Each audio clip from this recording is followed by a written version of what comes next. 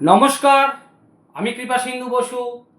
আমি আজকে যে অনলাইন ম্যাথসের ক্লাস নিয়ে আলোচনা করতে এসেছি সেটা হচ্ছে যে কি করে আমাদের সবথেকে প্রিয় সাবজেক্ট যেটা বলি আমরা ম্যাথ, সেই সাবজেক্টকে তোরা অনেক স্টুডেন্ট একটা ভয় আকারে সাইড করে রেখে দিস প্রথম থেকে।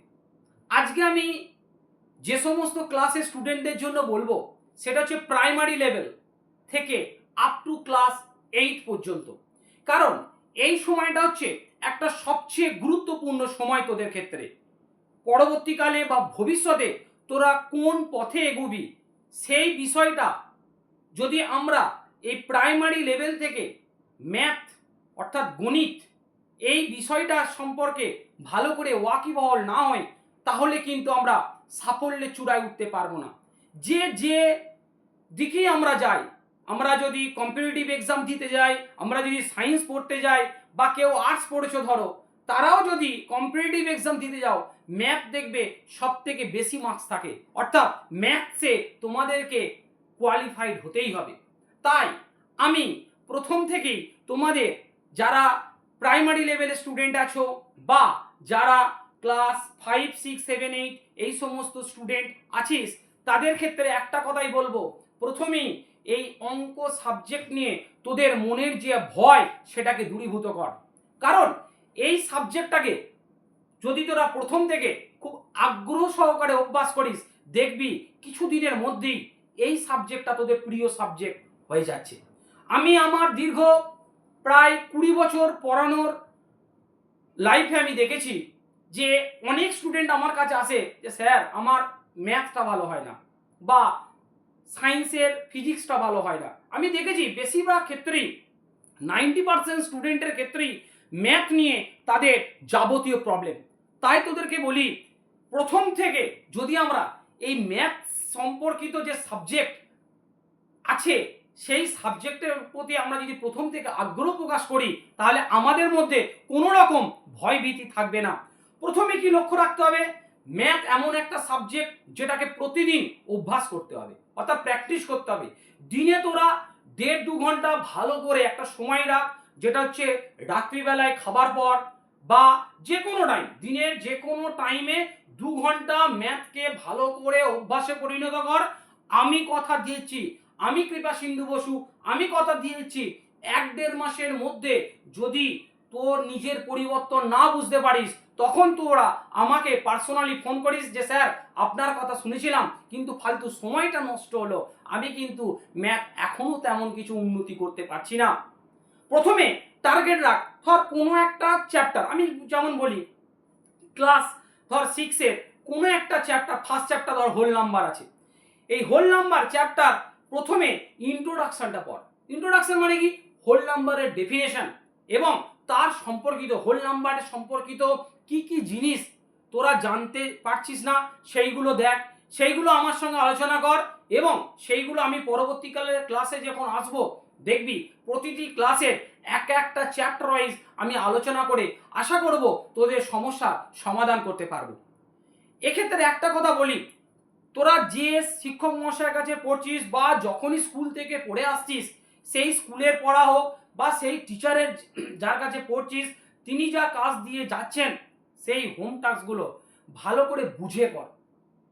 স্যার কাজ দিয়েছেন বা স্কুল কাজ দিয়েছেন বলে ভয়ে ম্যাথ হয় না, ম্যাথ এমন করতে হবে যাতে করে তোরা আগ্রহ সহকারে ম্যাথটা ভালো করে প্র্যাকটিস করে কাজটা করতে পারিস এবং নিজেরাই অনেক ম্যাথ তোরা ওই বইটা থেকে ভালো করে সলিউশনগুলো সলভ করতে পারবি।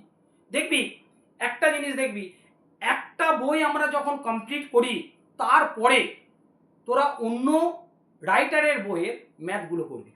কারণ একটা বইয়ের একটা এক্সারসাইজ কমপ্লিট না করলে বিভিন্ন বই যদি আমরা খেয়েও করি তাহলে কিন্তু আমরা ভালো করে শিখতে পারবো না। প্রথম আমাদেরকে একটা জিনিস মনে রাখতে হবে যে ম্যাথ এই সাবজেক্টটার প্রতি আমাদের দক্ষতাটা কি করে বাড়ানো যায়। প্রথমেই যারা প্রাইমারি লেভেলে আছিস অ্যাডিশন, সাবট্রাকশন, মাল্টিপ্লিকেশন, ডিভিশন এবং টেবিল, এই 5টা জিনিস সম্পর্কে আমাদের ওয়াকিবহল থাকতে হবে। অর্থাৎ অ্যাডিশন আমার 2 ডিজিট হতে পারে, 3 ডিজিট হতে পারে, 4 ডিজিট হতে পারে, যত ডিজিটই দিই অ্যাডিশনটা যেন আমি করতে পারি। ঠিক তেমন করে সাবট্রাকশন হতে পারে, ডিভিশন হতে পারে, মাল্টিপ্লিকেশন হতে পারে। সব দিকে ওই যে অ্যাডিশন, ডিভিশন, সাবট্রাকশন, মাল্টিপ্লিকেশন এইগুলো যেন আমাদের প্রাইমারি লেভেলে কোনো কিছু অসুবিধা না হয়। এরপরে কি আসে? এরপরে টেবিল। মাল্টিপ্লিকেশন করতে হলে টেবিল কিন্তু মাস্ট। টেবিল ছাড়া মাল্টিপ্লিকেশন কিন্তু আমরা করতে পারবো না। টেবিল সম্পর্কিত আমাদের নলেজ সবসময় থাকবে। এবার টেবিল ভুলে যেতে পারিস, স্বাভাবিক, ভুলে যাওয়াটাই, আমরা মনে রাখার থেকে বেশি ভুলেটাই যায়, হয়তো ওই জন্যই আমরা ভালো থাকি। কিন্তু আমাদেরকে টেবিল মনে রাখার জন্য কি করতে হবে? যে ঘরে তোরা পড়াশোনা করিস সেই ঘরে একটা টেবিলের চার্ট বানাবি। টেবিলের চার্ট বানাবি প্রত্যেক দিন সকালবেলায় ঘুম থেকে ওঠার পর ওই টেবিলের চার্টটা প্রত্যেক দিন নিজেরা ভালো করে দেখবি। যারা প্রাইমারি লেভেলের স্টুডেন্ট আছিস সেটা শুনে রেখে দে, 1-2 যারা পড়িস তারা যদি এই টেবিল সম্পর্কিত নিজেদের দক্ষতা না রাখতে পারিস তাহলে কিন্তু মাল্টিপ্লিকেশন, ডিভিশন এইগুলো কিন্তু ঠিকঠাক করতে পারবি না। আর যখনই এগুলো করতে পারবি না, ধর প্রবলেম সামের ম্যাথ আছে, সেইগুলো এই ম্যাথগুলো যদি না করতে পারিস তাহলে কিন্তু তোদের ইন্টারেস্ট আসবে না। অতএব প্রথমেই নিজে লক্ষ্য রাখ যে কি কারণে আমাদের ম্যাথসের প্রতি এত মানে কি বলবো এক্সপ্রেশন আমরা যখন প্রকাশ করতে যাই ম্যাথসের ক্ষেত্রে কি প্রবলেমটা কি, কেন আমরা ঠিকঠাক করতে পারছি না। আর এই সাবজেক্টটাকে 1.5 থেকে 2 ঘন্টা পার ডে প্র্যাকটিস কর। আমি কথা দিচ্ছি সাফল্য আসবেই আসবে। আর একটা খাতায় নিজের যে ম্যাথগুলো পারছিস না সেইগুলো লিখে রাখ। যখন তোর বাড়িতে টিচার আসবেন বা স্কুলে সেইগুলো টিচারের কাছে দেখে নে। চেষ্টা করবি টিচার যেন তোকে ম্যাথ না করে দেয়, টিচার বলে দেবেন তোকে, তুই নিজের হাতে ম্যাথটা করবি এবং সেটা ভালোভাবে বুঝে করবি। আমি আমার পড়ানো লাইফের ক্ষেত্রে আমি আমার স্টুডেন্টদেরকে কখনো নিজের হাতে ম্যাথ করে দিতে চাই না। খুব অসুবিধা না হলে আমি নিজের হাতে ম্যাথ করি না। খুব যদি তাদের প্রবলেম হয়, যখন তারা একদমই পারছে না, তখন আমি নিজের হাতে ম্যাথ করি। আমি চেষ্টা করি যে সেই স্টুডেন্টকে নিজে ম্যাথটা করবে, আমি বুঝাবো, সে বুঝে ম্যাথটা করবে।